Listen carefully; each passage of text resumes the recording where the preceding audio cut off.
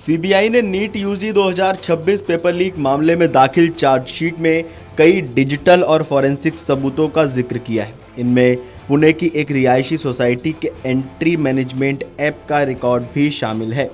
इसी सोसाइटी में एनटीए के केमिस्ट्री विषय के विशेषज्ञ और आरोपी पीवी कुलकर्णी रहते थे। सीबीआई ने 28 जुलाई को विशेष अदालत में 13 आरोपियों के खिलाफ चार्जशीट दाखिल की थी। अधिकारियों के मुताबिक सोसाइटी के ऐप से मिले रिकॉर्ड में उन छात्रों की बायोमेट्रिक एंट्री भी शामिल है जो कुलकर्णी की ओर से अप्रैल में आयोजित विशेष कोचिंग कक्षाओं में आते थे। सीबीआई ने ऐप के रिकॉर्ड के जरिए छात्रों और उनके अभिभावकों की सोसाइटी में मौजूदगी की पुष्टि की।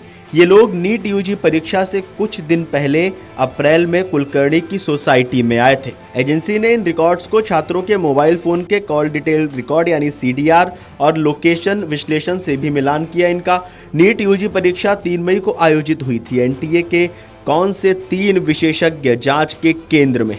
सीबीआई की जांच में एनटीए के पैनल में शामिल पुणे के 3 विषय विशेषज्ञों की भूमिका सामने आई है। इनमें शामिल है PV Kulkarni chemistry, Manisha Gurunath Mandhare zoology और बॉटनी, मनीषा संजय हवलदार फिजिक्स।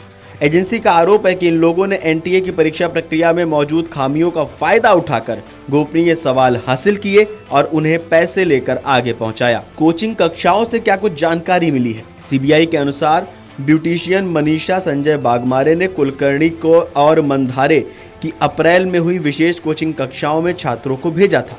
वहां छात्रों की कॉपियों में विशेषज्ञों की ओर से बताए गए सवाल लिखे गए थे। कुछ सवालों को महत्वपूर्ण और बहुत महत्वपूर्ण के तौर पर चिन्हित किया गया था। एजेंसी के मुताबिक यही सामग्री बाद में राजस्थान और हरियाणा तक छात्रों और बिचौलियों की एक श्रृंखला के जरिए पहुंचाई गई। सीबीआई ने हवलदार की भूमिका का भी जिक्र किया है। आरोप है कि मंधारे के कहने पर उन्होंने एक अभ्यर्थी की मां को फिजिक्स के 68 सवालों वाले 16 पन्ने उपलब्ध कराए। जांच एजेंसी ने अलग अलग छात्रों और बिचौलियों से मिले लीक प्रश्नों और अन्य सामग्री को दिल्ली विश्वविद्यालय की ओर से गठित विशेषज्ञ पैनल को भेजा। जांच में इस सामग्री का नीट यूजी 2026 के 4 पेपर सेट से अलग अलग स्तर पर मिलान पाया गया।